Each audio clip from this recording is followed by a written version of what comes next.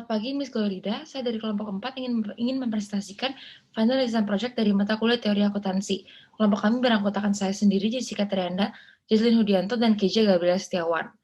Yang pertama adalah jelaskan perbedaan antara PSAK 73, PSAK 70, dan IFRS 16 dari sisi lesi dan lesor. PSAK 73 adalah standar akuntansi yang mengadopsi IFRS 16 mengenai sewa. Standar ini mulai berlaku efektif sejak 1 Januari 2020. Dalam PSAK 73, terdapat perubahan aturan laporan keuangan dari yang diatur dalam IFRS 16. Dalam PSAK 73, mengharuskan lesi untuk mencatat kontrak sewa sebagai aset hak guna dalam laporan posisi keuangan selama masa manfaat aset.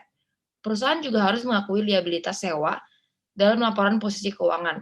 Namun adanya pengecualian bila masa sewa aset kurang dari 12 bulan dan aset pendasarnya bernilai rendah.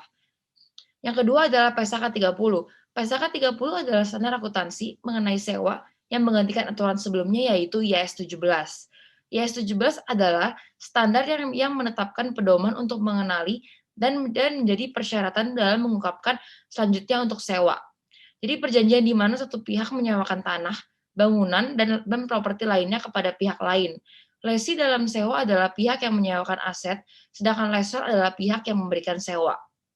PSAK 30 mulai berlaku efektif sejak 1 Januari 2012. Dalam PSAK ini, lesi diberi opsi untuk memilih klasifikasi sewa sebagai sewa operasi atau sewa pembiayaan dan mencatat dua jenis sewa tersebut secara berbeda. Kemudian IFRS 16. IFRS 16 adalah standar yang diterbitkan oleh IASB pada 13 Januari 2016 mengenai sewa. Berdasarkan IFRS 16, nilai sewa yang disajikan dalam laporan keuangan hanya menunjukkan sebagian kecil dari total sewa. Semua sewa diakui sebagai aset. Sisa dari jumlah sewanya tidak disajikan, sehingga laporan keuangan tidak bisa menggambarkan keadaan perusahaan yang sesungguhnya dan hanya berfokus kepada siapa yang berhak menggunakan aset. Pertanyaan selanjutnya adalah bagaimana pendapat saya tentang PT Sejahtera yang membukukan pengakuan awal sewa sebesar 10 miliar sebagai mesin debit dan liabilitas sewa kredit. Menurut saya, jika sudah sesuai dengan aturan PSAK 73 tentang sewa, perusahaan seharusnya mencatat transaksi sewa menyewa dengan mencatat aset hak guna dan liabilitas sewa. Dalam kasus ini, PT Sejahtera, perusahaan yang seharusnya membukukan pengakuan awal sewa pada aset hak guna sebagai debit, bukan sebagai mesin. Untuk sisi kredit, sudah benar jika dicatat di liabilitas sewa. Perusahaan juga seharusnya mencatat pengeluaran kas di sisi kredit untuk pembayaran aksuran sewa tahunan tersebut. Perusahaan seharusnya membukukan jurnal dengan nominal sebagai berikut. Debit, aset hak guna, dan kredit, kas, dan liabilitas sewa. Selanjutnya akan dilanjutkan oleh teman saya.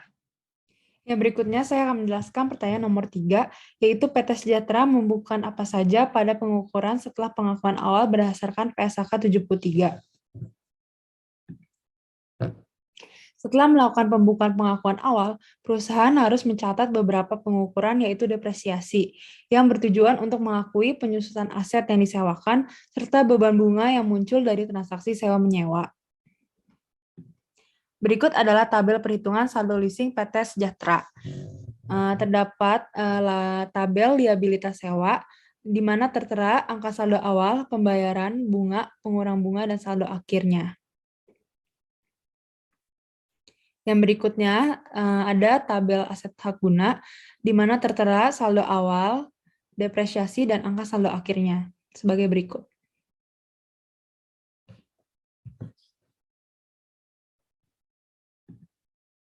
Berikut adalah keterangan perhitungannya. Depresiasi yang dicatat oleh perusahaan adalah sebesar Rp1.214.535.717. Depresiasi itu didapatkan dari saldo awal dibagi masa manfaat aset yaitu 8 tahun, yaitu Rp9.216.285.739 dibagi 8 dan mendapatkan hasil sebesar Rp1.214.535.717.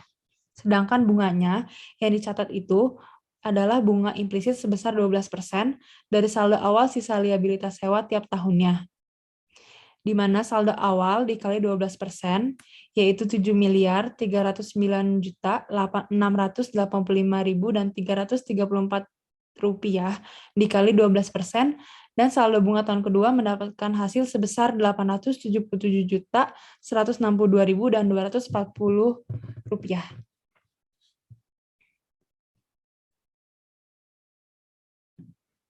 Nah, yang selanjutnya saya akan menjelaskan pertanyaan nomor 4, yaitu jika jangka waktu sewa dalam kontrak PT Sejahtera adalah 11 bulan dan bukan 5 tahun, bagaimanakah perlakuannya? Apabila masa sewa adalah 11 bulan, yang mana dianggap sebagai sewa jangka pendek karena kurang dari 12 bulan, maka sesuai dalam PSAK 73, dalam memperlakukan sewa jangka pendek, perusahaan tidak perlu mencatatnya sebagai aset hak guna dan liabilitas sewa. Jadi perlakuan pencatatannya menggunakan pencatatan sewa biasa. Yang selanjutnya akan dijelaskan oleh teman saya.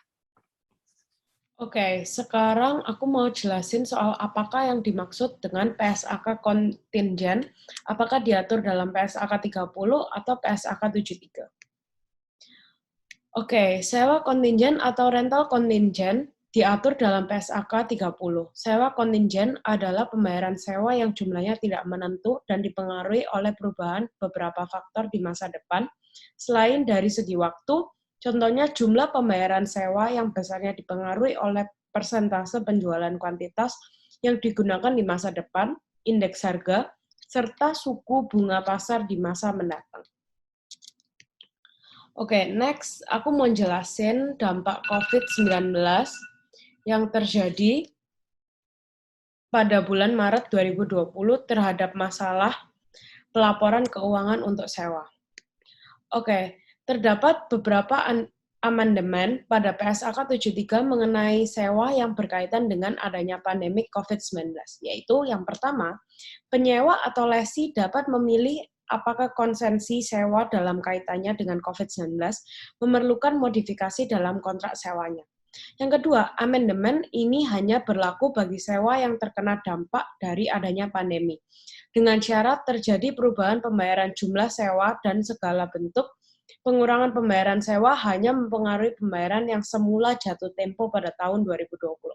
Serta tidak ada perubahan pada syarat dan ketentuan lain di sewa tersebut. Sebagai penutup, maka dari amandemen di atas dapat disimpulkan bahwa pada pelaporan keuangan terkait sewa selama pandemi COVID-19, perusahaan hanya mengakui adanya perubahan apabila dari kedua pihak, yaitu lessor dan lessee, menginginkan adanya perubahan syarat dalam kontrak dengan alasan terdampak pandemi.